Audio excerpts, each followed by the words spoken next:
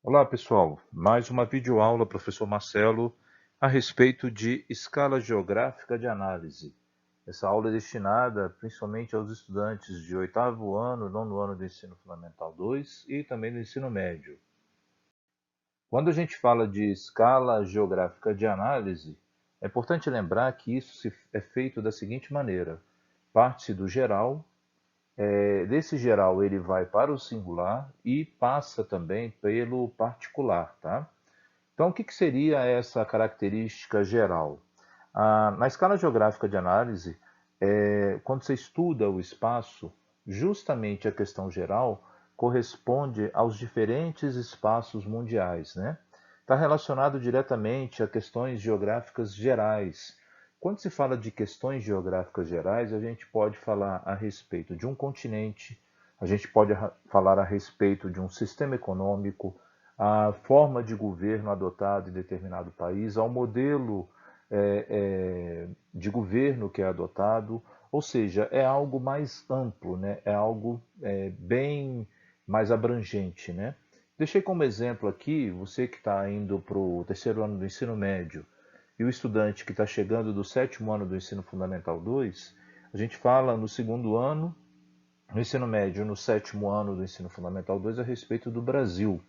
Então eu coloco aqui no caso uma questão dessa questão, um item geral desse seria justamente você analisar a região nordeste do Brasil, ou também já entrando um pouco na questão do oitavo e do nono ano e do terceiro ano do ensino médio, a questão das regionalizações, né, em países do norte e países do sul. Aí eu coloquei o caso do continente sul-americano e do caso também africano.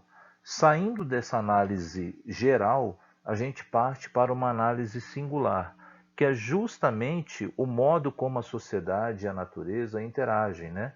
A maneira como uma sociedade se organiza, como ela produz o espaço geográfico, né? Seguindo a mesma lógica da questão do geral, seria justamente os estados da Bahia e do Ceará, por exemplo, na região Nordeste, né? Ou também os países da América Latina, uma vez que cada um desses espaços eles possuem justamente características bem singulares, que dão justamente, é, é, mostram realmente como essas sociedades, né, elas realizam justamente a construção do espaço e da paisagem. E quando a gente fala também que passa por uma questão particular, é porque ela vai mostrar justamente, vai mostrar para o geógrafo, né, justamente como que uma sociedade ela se apropriou de um modelo que pode ser um modelo geopolítico, pode ser um modelo socioeconômico, né, e que vai definir justamente as características e as semelhanças, né, que esse espaço tenha junto com outros, né. No caso aí eu coloquei os municípios de Juazeiro na Bahia e Salvador, né, também na Bahia, e no caso da Colômbia e do Uruguai, que são países da América Latina e também aqui da América do Sul. O que é importante lembrar, gente, que o conceito de região é quando você junta justamente essas áreas que têm características semelhantes. Mas quando você fala de semelhança de um lugar, de uma área, é importante lembrar que existem critérios, né? Eu costumo dizer que são 4 critérios que são utilizados para você regionalizar. São critérios naturais, ou seja, tem a ver com clima, com vegetação, com geologia, tem a ver com a hidrografia, né? Ou seja, é o aspecto da natureza do lugar. Os critérios sociais, que têm a ver justamente com a cultura, com a identidade, tem a ver também com os critérios econômicos, né, que é a forma como se gera riqueza nesses lugares, né, e como que ela como que ela funciona nesses lugares, né, e também e com critérios históricos, né, que é como que essa região foi ocupada. É importante lembrar que você pode, ao regionalizar, utilizar apenas um desses critérios, como também você pode utilizar dois, três ou até mesmo os 4 critérios para realizar isso. Como o intuito dessa aula tem a ver com a questão da regionalização, é importante lembrar que esses espaços, essas regionalizações que acontecem no planeta, elas não são isoladas, elas têm uma certa fluidez, elas têm uma certa conectividade, né? E aí, quando a gente fala dessa conectividade, quando a gente fala dessa fluidez, dessa troca de informações, troca de mercadorias, troca de valores, né? As relações de poder e até mesmo a circulação de pessoas, a gente começa a entrar no âmbito das redes, né?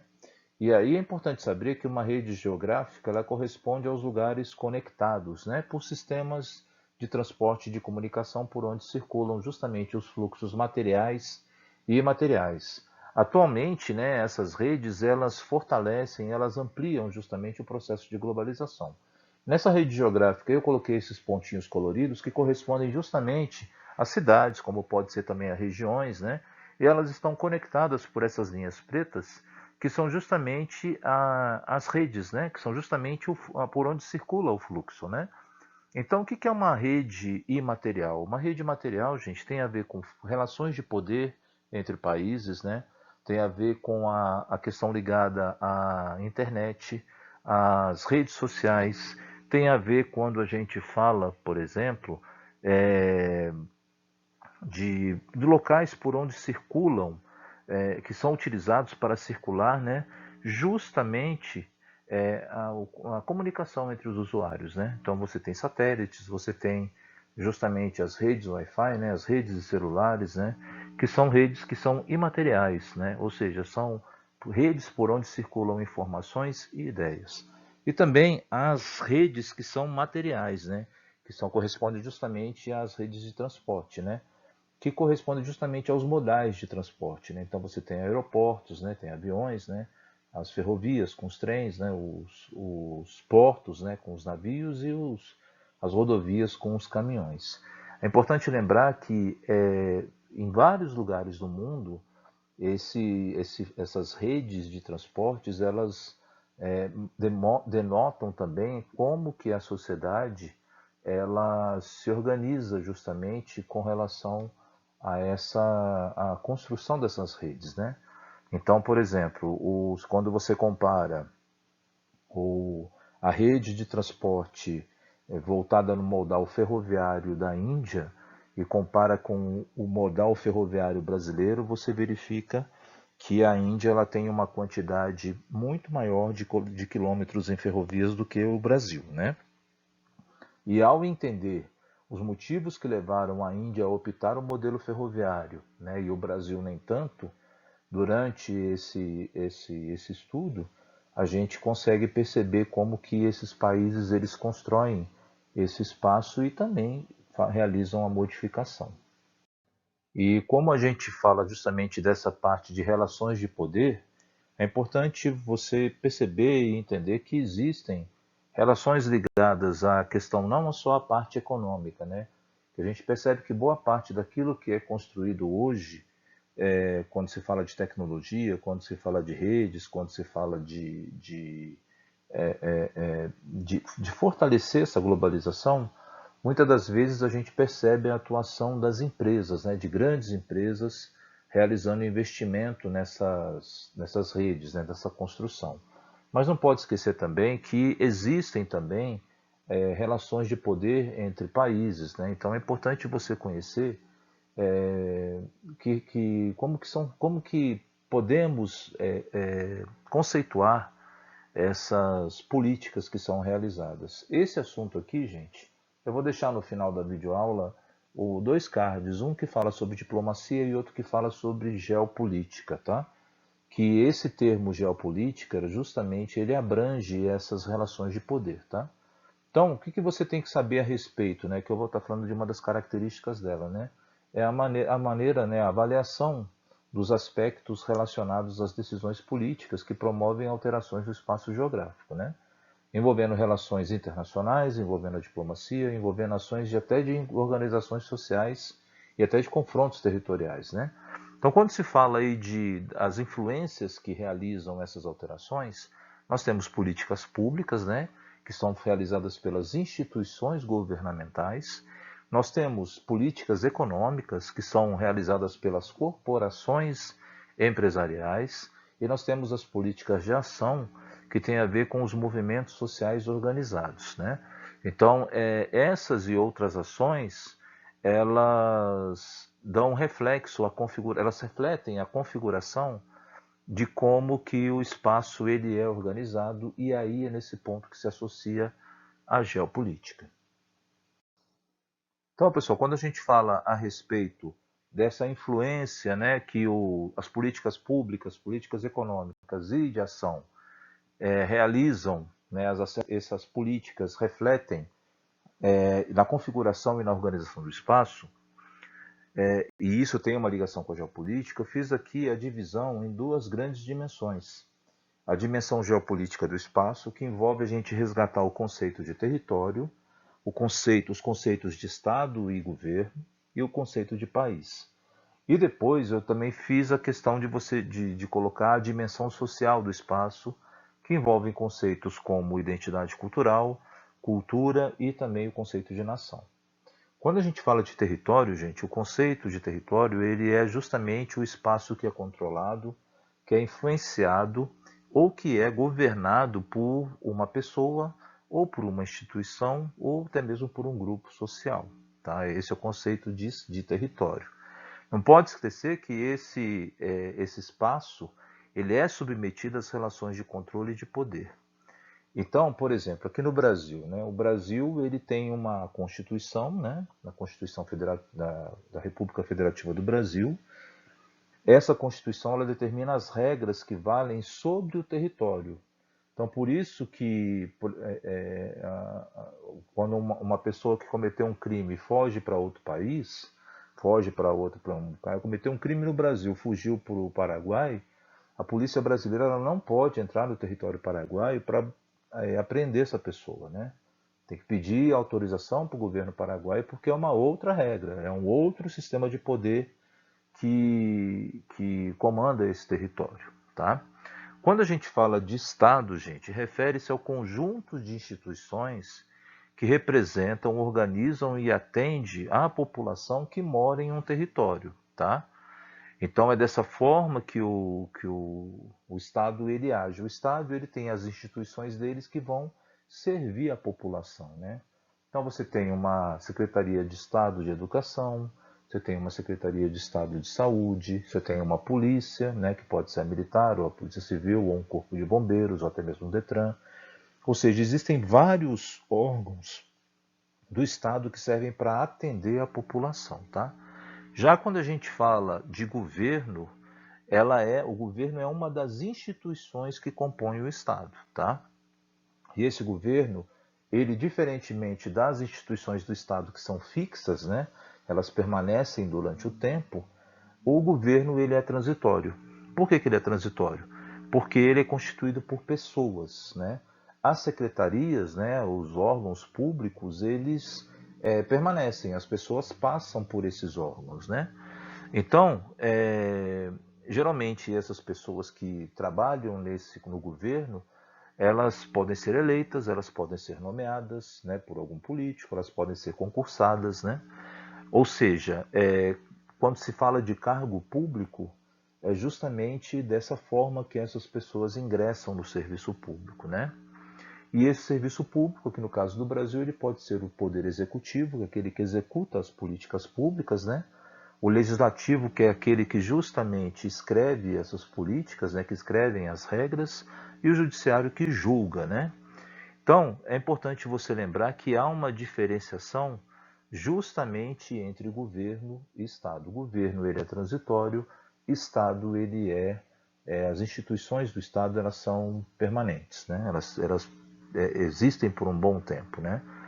A pessoa que trabalha no governo e no Estado, né, nessas instituições que compõem essas instituições do Estado, elas são chamadas de servidores públicos, né, que são justamente a função deles é atender a população.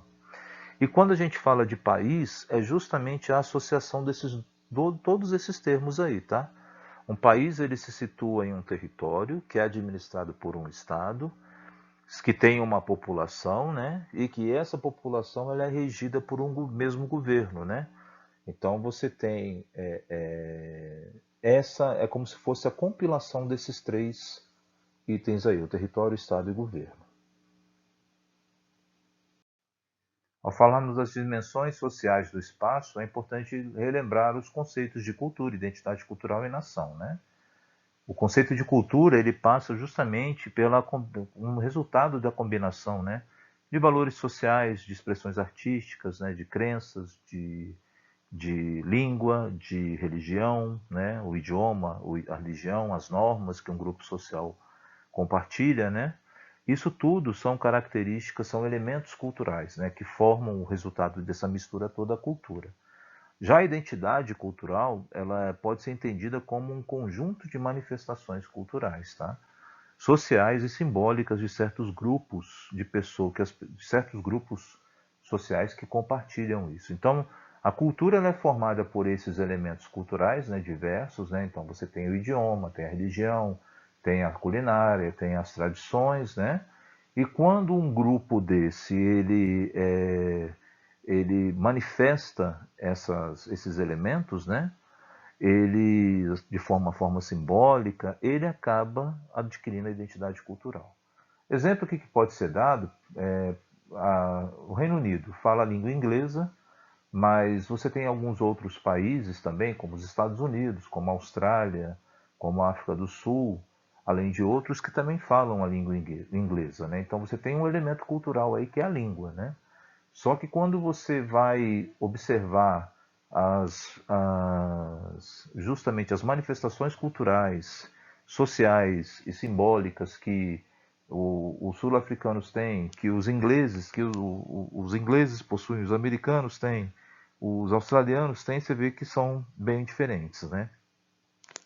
Então seria justamente essa questão. A cultura são os elementos culturais que combinados formam uma expressão cultural e a identidade cultural é quando esse conjunto de manifestações elas são realizadas por grupos sociais, tá? Quando a gente fala de nação, gente, corresponde ao quê? Corresponde a um grupo social que tem justamente essas práticas sociais, culturais, né, históricas comuns, né, podendo ter inclusive um território, tá? Eu costumo dizer que nação, geralmente você não tem um representante, um governo, né? Você não tem o Estado ali representando. Então você tem um grupo de pessoas que tem uma identidade cultural, que tem uma cultura, que tem valores, né? Regras que valem dentro desse território onde se está localizada essa nação, né? Mas ela não é um Estado, ela não é um governo, porque não tem justamente reconhecimento externo, né? Não tem justamente um governante que vai estabelecer, que vai representar, né? Então, por exemplo, dentro do Brasil nós temos diversas nações, né? Principalmente os nativos, né? Os indígenas, né?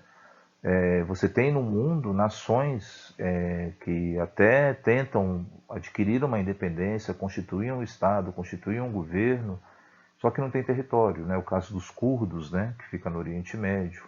Ou seja, são essas situações que são esses conceitos que são importantes para a gente poder entender essas relações de poder que existem, né?